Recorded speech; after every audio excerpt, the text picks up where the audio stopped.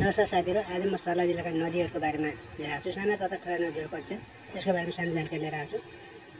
Video सुरुदेखि अन्त्यसम्म नछुटाइकन हेर्नुहोला। सर्वप्रथम बागमती नदी रहेको छ। बागमती नदी काठमाडौँको बागदरबाट उत्पत्ति भएर पशुपतिनाथ हुँदै चुरेपाडा त्यसपछि सर्लाही र उत्तरको सिमाना हुँदै भारततिर बगेको छ। यो नदी नेपालको सबैभन्दा ठुलो सिँचाइ योजना गर्ने नदी पर्दछ। नदी सानो भए पनि यसले ठुलो सिँचाइ योजना दिएको छ र उत्तर सर्लाही जिल्लाका प्रायः आधीभन्दा बढी भूभाग चाहिँ यसले सिँचाइ गरेको छ। त्यस्तै अर्को नदीमा लखनदेही नदी रहेको छ। यो नदीको लम्बाइ जम्मा 25 किलोमिटर मात्र रहेको छ। यो नदी चुरे पहाडबाट उत्पत्ति भएर भारततिर गएको छ।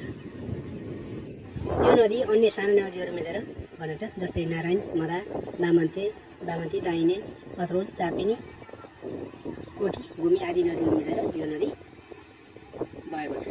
त्यस्तै अर्को नदी रहेको छ झिम नदी। यो नदी चुरे पहाडको उत्तर पूर्वी भागबाट उत्पत्ति भएर बग्दछ। यो नदी दुईवटा खोला कालिन्जर र फुलजोर खोलाहरू मिलेर बनेको छ। यी नदीहरू जगदी गाउँ विकास समितिको भैरवपुरमा मिसिन्छ र त्यसपछि झिम नदीका नामले बग्ने गर्छ। यो नदीको लम्बाइ 29 किलोमिटर लामो छ। यसलाई अधवारा नदी पनि भनिन्छ। यो नदी मकवानपुर क्षेत्रको पूर्वी बोर्डर पनि हो। त्यस्तै अर्को नदी रहेछ बटौलिया नदी। यो नदी 10 किलोमिटर लामो रहेछ। यो सोराम रेन्जबाट उत्पत्ति भएर बटौलिया गाउँ विकास समिति हुँदै इन्डियातिर बग्ने गर्दछ। त्यस्तै अर्को नदीमा रहेछ बाँके नदी। बाँके नदीलाई हर्दी नदी पनि भनिन्छ।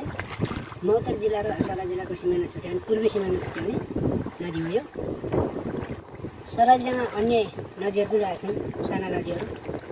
तीमध्ये बनसपाडा, हरिउन, सोत्रा, ढुङ्गे, भूमि आदि नदीहरू रहेका छन्। कसलाई भिडियो मन पऱ्यो लाइक गर्नुहोला, चित्त पनि सेयर पनि गर्नुहोला।